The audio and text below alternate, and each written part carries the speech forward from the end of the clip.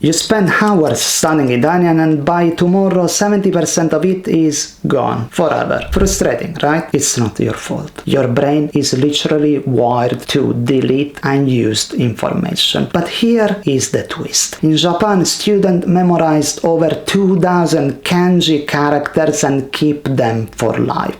So what do they know that you don't? In this video I'm going to show you 5 learning principles Japanese students use that you can apply directly to Italian to stop forgetting, speak faster, and finally make Italian stick with no extra study time and no special talent. You don't forget because you are lazy, you forget because of the method you have been using. Rereading notes, highlighting paragraphs, watching video on a 2x speed. They feel productive, but to your brain they are just background noise. Like an Instagram ad you scroll past without noticing. Let's be honest, how much time, money and energy have you already spent on Italian only to go completely blank in the next conversation? That's not the character flaw. Let's look at the neuroscience. There is something called the forgetting curve. I talked about it in a previous video. Within 24 hours your brain drops most of what you studied. By day 3 almost everything is gone. Only weak traces remain, unless you interrupt the process. And Japanese students have been doing exactly that for centuries. Not by studying harder, by studying differently. Most learners put all their effort into input. Reading, watching, highlighting, but memory doesn't grow through input, it grows through retrieval. Think of it like the gym. Reading is watching someone lift weights. Active recall is lifting them yourself. Every time you force your brain to pull information out, those neural connections get stronger. And here is the key thing. When you struggle to remember something, you are not failing. You are training. Try this today. Close the book. Take a blank sheet of paper. Write down everything you remember. It will feel uncomfortable. Good. That discomfort is your brain rewiring. Western students cram. Japanese students cultivate this method daily. Now, there is a problem. If you try to recall too much at once, your brain shuts down. That leads to the second principle.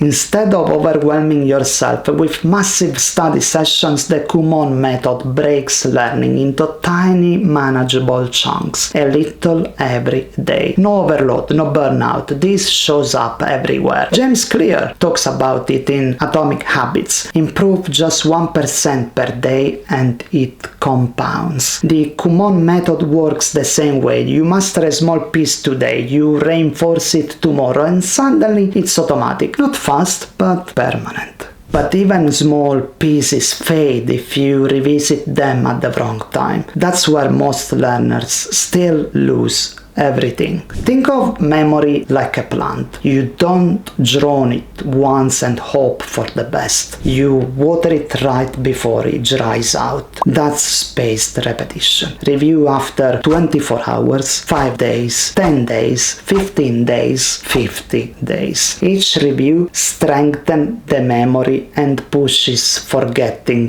further away. Japanese students don't wait for exam week, they review at precise checkpoints. At this point, some people think, this sounds great, but I don't have time. Let's clear that up. No cramming, no heroic all-nighters, just steady, boring consistency. Even 1% improvement per day compounds into massive gains. And here is the part people love. This works in 6 minutes a day. 2 minutes of active recall, 2 minutes of spaced repetition, 2 minutes of focused practice. That's it. No burnout, no stress, just momentum. And momentum beats motivation every time. But even the best system fails if your attention is split. Which brings us to the last piece. Technique isn't enough. Mindset matters. In Japan, students train shuchu, deep absorbed focus. They use small